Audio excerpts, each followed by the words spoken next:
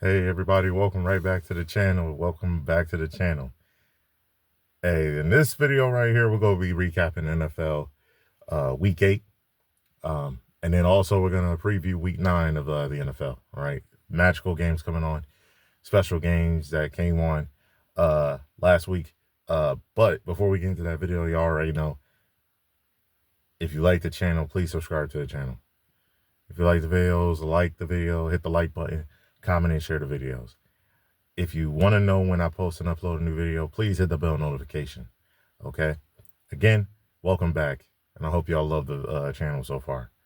Like I said, man, it was crazy. It was some good stuff that happened. The Jets were in a close game. They were down by they were down a lot. I think they were down like 20-something points or something like that to the Bengals. They came back. They ended up winning 39-38. Justin Fields was magical. They had great offensive production. The Bengals defense was horrendous in that game when the Jets came back and just started pounding on them and things of that nature. So, Joe Flacco did some great stuff, though. The offense clearly wasn't the problem. It's clearly the defense. They really, the Jets really got a big win. That's their first win of the year. That was a really impressive win. The Ravens had an amazing win without Lamar Jackson against the Bears. It was 30-16. The Ravens are trying to get back into the playoff picture after starting out 1-5 or something like that. So they're trying to get back into that playoff picture. They're looking real good right now, for real. The Dolphins had a great win against the Falcons. It was 34-10. Okay, on Week 8, that was a great game by the Dolphins from start to finish. Really good stuff that they were doing. Tua was on point, making all the accurate reads like he does on a consistent basis in his career of football. So they did some good stuff there. The Bills dominated the Panthers. Obviously, the Bills dominated them Panthers, 40-9. Okay, it destroyed them. That's how they do business. And then the 49ers ended up losing to the Texans. Right, it was 26-15. The Texans are trying to get back on track, get wins. They beat a real good 49ers team, even though 49ers have different injuries. The 49ers are still a good team. And the Texans ended up getting a big dub against them, did a good job getting that win. The Eagles came back, beat down the Giants 38-20, and they beat them down. And they're talking about the tush push in that situation. I think they just need to call false starts. The tush push is not going to be out the NFL, right? One, the reason why I don't think it will be is because, bro, because a whole bunch of people can do it. Everybody can do it. Everybody can do it. Every single person can do it. Okay, and they talk about safety. If you was talking about safety, you wouldn't have Thursday night games. You wouldn't be doing certain things in the NFL that you're doing that clearly is a violation of safety. But it is what it is. I don't see no problem with the tush push. I think people just need to get better at it and stop complaining about it because everyone can do it. I think they only started talking about this because the Eagles are doing it for whatever reason, right? They wanted to change. They always want to try to change stuff so every other team can have a competitive edge with that team. So that's why I think that's they're complaining about it, but that's neither here nor there, right?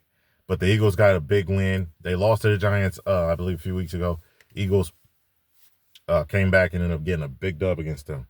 The Buccaneers, they're ballers, man. 23-3, beating the Saints. They have been really consistent for a long time. When Tom Brady was there, when Baker Mayfield now here, they've been really good for a long time, controlling that division, dominating that division. The Colts look like, to be honest, the best team in football, let alone the AFC, man. I think they're about 8-1, if I'm not mistaken. It's 7-1, 8-1. I think 8-1. And they destroyed the Tennessee Titans 38-14. Daniel Jones is probably the most improved player of the year so far. Jonathan Taylor, you could argue he's the MVP. This guy is like the pinnacle of MVP. I think they like to try to give that award to quarterbacks. Rightfully so, they're good. But Jonathan Taylor probably should be winning the MVP this year. He has my vote for it. He is clearly the most valuable player in the entirety of the NFL. So I think he should win it because he's proven that. Without Jonathan Taylor, the Colts are in some deep trouble anyway, right? They need a player like Jonathan Taylor catching out of the backfield, running the ball like he's running it, dual threat. So he's a beast like that. Okay, and I love what the Colts are doing. The Colts are the real deal. Guaranteed they're the real deal. Now, I don't know. I'm not going to say they're going to win the Super Bowl, right? We got but they're a real team. They're the real deal. They're going to make the playoffs. They're going to win. Most likely, they will be winning the AFC South for sure. I think at this point, I think we all know that most likely, unless they go nosedive. If they get 2-3 more wins, right, which you know they're going to get, they're probably going to win. They're going to win the AFC South. Shoot, they can mess around and go 9-8. They probably might win the AFC South. But this team is the real deal for sure. The Broncos put belt to booty on the Cowboys. It's 24-44. Broncos end up getting that W. The Cowboys, they're a little hit or miss, especially on the road, man. You know, there are times where our offense is a little rough. But most of the time, it's really the defense obviously showed in this game. 24 points ain't that bad. If your defense was good, 24 is definitely not bad. But, again, the Cowboys' defense is really not that great. Thought they took a step forward against the Commanders. But, again, they struggled bad. And they took a big-time L. So, the Broncos ended up destroying them and blowing them out. And they did a great job. Bo Nix was great in that game as well. They had good stuff from offense and defense. The Packers versus Steelers. That was a magical game. The Steelers were up in that game. I think the second half was where they had issues, right? The Steelers were stagnant on offense throughout most of the second half. The Packers started getting going on offense, clamping down on the defense, putting Aaron Rodgers in bad situations, right? Especially in that second half, right? They put him in bad situations. Okay. And now the Packers, again, like I said, Packers look like a Super Bowl team. They're playing like a Super Bowl type team. They should be undefeated. If special teams was not a problem for the Packers, they would be undefeated. So shout out to them.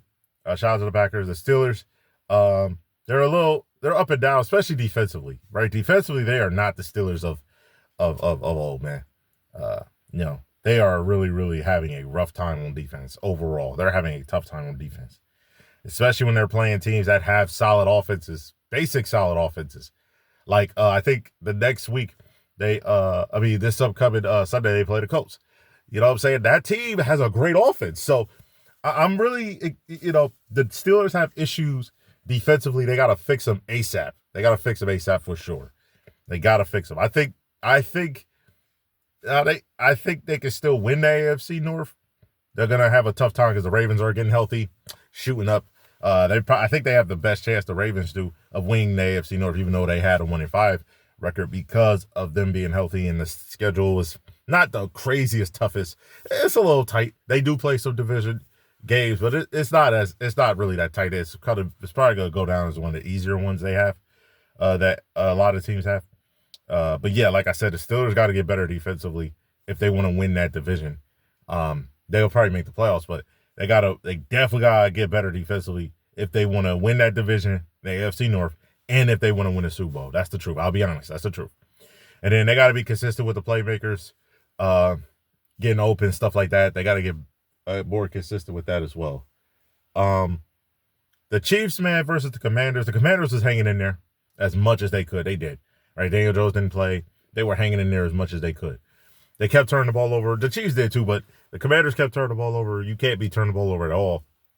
And that's what happened. So that's what happened. And so the Chiefs took advantage of it and pounced on them. And it's real simple. And that's why the Chiefs end up winning 28-7. Patrick Mahomes, Kelsey, they do their thing like they do their thing. Good receivers. They're coming back at their own. They are scary, okay? They're a scary team. There are a few teams. Obviously, the Ravens and the Chiefs are scary. But, again, they're scary teams. So you got to be careful with that. They're scary teams. The Bills play the Chiefs, I believe, on Sunday, if I'm not mistaken.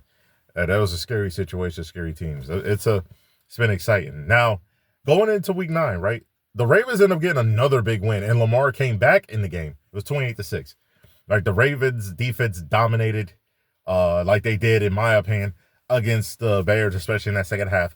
But the Ravens did their thing from start to finish on defense. Lamar Jackson was special hooping. The year before he got injured, he was already amazing, putting up MVP type numbers. But again, the roster is struggling, and the Ravens, to me, without Lamar Jackson, they're not really. They cannot. Without Lamar Jackson, they struggle. No, it's hard to put into words. It's hard to put into words. They are not good without that brother, man. And they proven that. But I think this year was even worse because of injuries, and it just wasn't that great. Other years, they kind of look a little better than what they did without him this year, but they're not that good without him. They're really bad. And so they need Lamar to play at the level he always plays at, the Hall of Fame level he plays at. So, but they did. The Dolphins, man, are in trouble. They're probably going to fire Coach McDaniels probably at the end of the year. I think that's just the truth. And for real, I think that's what's going to happen. And they already fired, I believe, their GM. There's going to be players traded. If not by the trade deadline, probably before the next season starts. I think the Dolphins need to rebuild, revamp, all that stuff. They need to do that like today. They got to do that as quick as possible if they can. It's real simple to me. The defense was struggling in this game. The Ravens ran the ball down their throat, and they made good passes, good plays on offense, made great stops on defense, put the Dolphins in bad situations. So that was a crazy game to watch right there as well. Speaking of all that, man, going into all the games that's coming on Sunday today, Falcons versus Patriots. The Patriots got a big win, against the Browns. A huge win against the Browns. They end up getting a big win against them. Big win against them Browns, man. Just destroyed the Browns. So they're trying to do the same to the Falcons. Go 7-2. That's another good team, the Patriots, that can mess around, and you never know, win the Super Bowl, right? Remember, they beat they ended up beating the Bills. So you never know what's going to happen in that game, man. You never know. They could go in and win their division, and everything. So I'm pretty excited about the Patriots for sure. They're a great team. The Chargers versus Titans. The Chargers trying to go 6-3. Titans trying to get another win, man. With Ward at the quarterback, they're trying to get another win there. The Bears and the Bengals. That game could be a sneaky good one, right?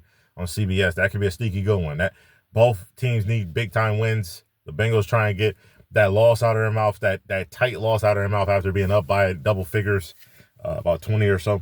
And Bears are trying to get a win after losing to the Ravens. They're trying to get their season back on track, try to get a win. This one, Steelers versus the Colts. I talked about this a little earlier. The Colts have a good enough offense to really put the Steelers in bad situations. They can pass the ball short. They can pass the ball medium, and then pass the ball long. They can run the ball outside and inside. They got great pass catchers. The defense is real good for the Colts. The Steelers are in trouble in Pittsburgh. Got to be careful in Pittsburgh against them Colts, okay?